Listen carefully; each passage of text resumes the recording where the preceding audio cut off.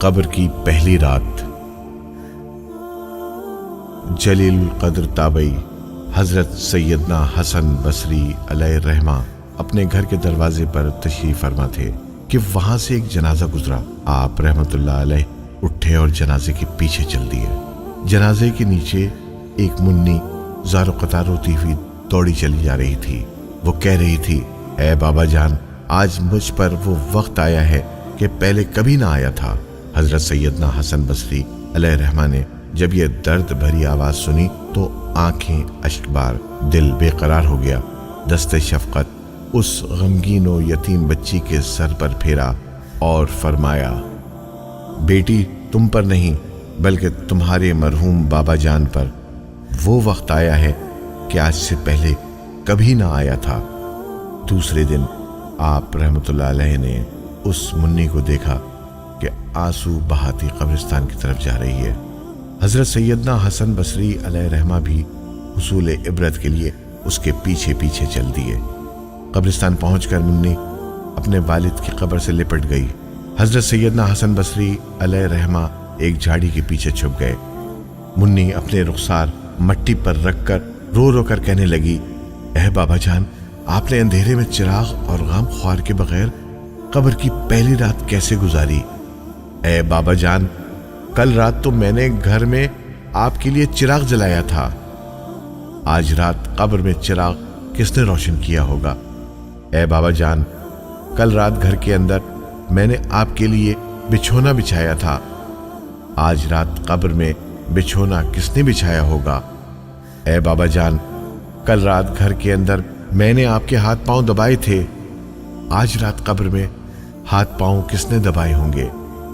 اے بابا جان، کل رات گھر کے اندر میں نے آپ کو پانی پلایا تھا، آج رات قبر میں جب پیاس لگی ہوگی آپ نے پانی مانگا ہوگا تو پانی کون لایا ہوگا؟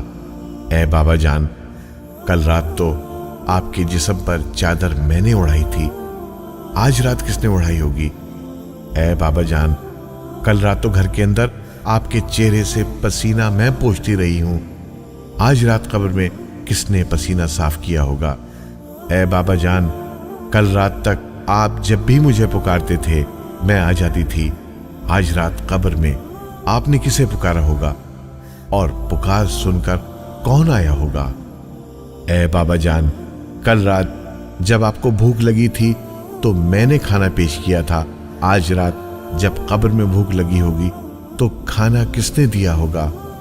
اے بابا جان، کل رات تک تو آپ کے لیے طرح طرح کے کھانے پکاتی رہی ہوں، آج قبر کی پہلی رات کس نے پکایا ہوگا؟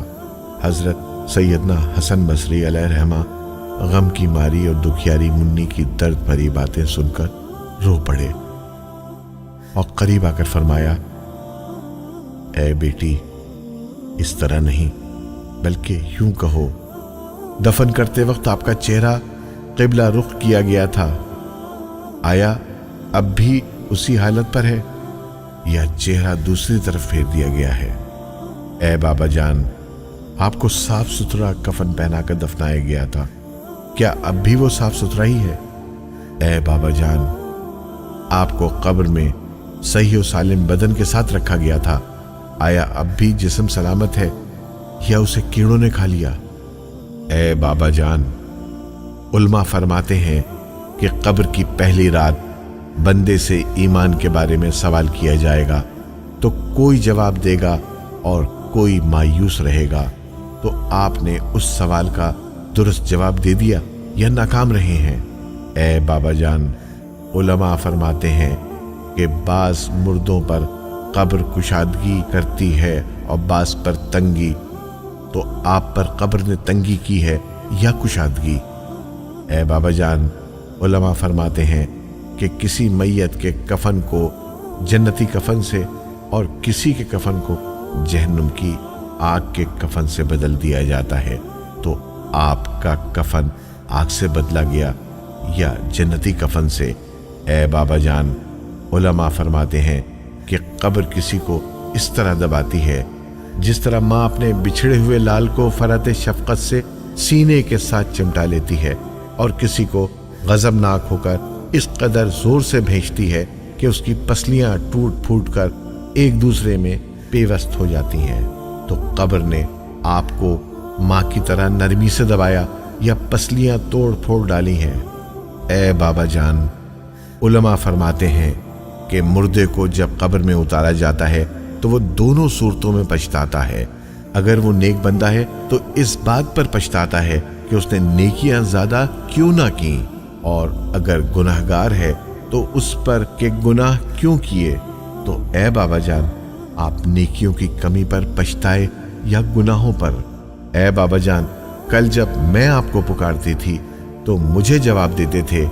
آج میں کتنی بد نصیب ہوں کہ قبر کے سرہانے کھڑی ہو کر پکارتی ہوں، مگر مجھے آپ کے جواب کی آواز سنائی نہیں دیتی۔ اے بابا جان، آپ تو مجھ سے ایسے جدا ہوئے کہ قیامت تک دوبارہ نہیں مل سکتے۔ اے خدائے رحمان عز و جل، قیامت کے میدان میں مجھے اپنے بابا جان کی ملاقات سے محروم نہ کرنا۔ حضرت سیدنا حسن بصری علیہ رحمہ کی یہ باتیں سن کر منی عرض گزار ہوئی، اے میرے سردار، آپ کے نصیحت آموز کلمات نے مجھے خواب غفلت سے بیدار کر دیا ہے۔ اس کے بعد وہ روتی ہوئی حضرت سیدنا حسن بصری علیہ رحمہ کے ساتھ واپس لوٹ آئی۔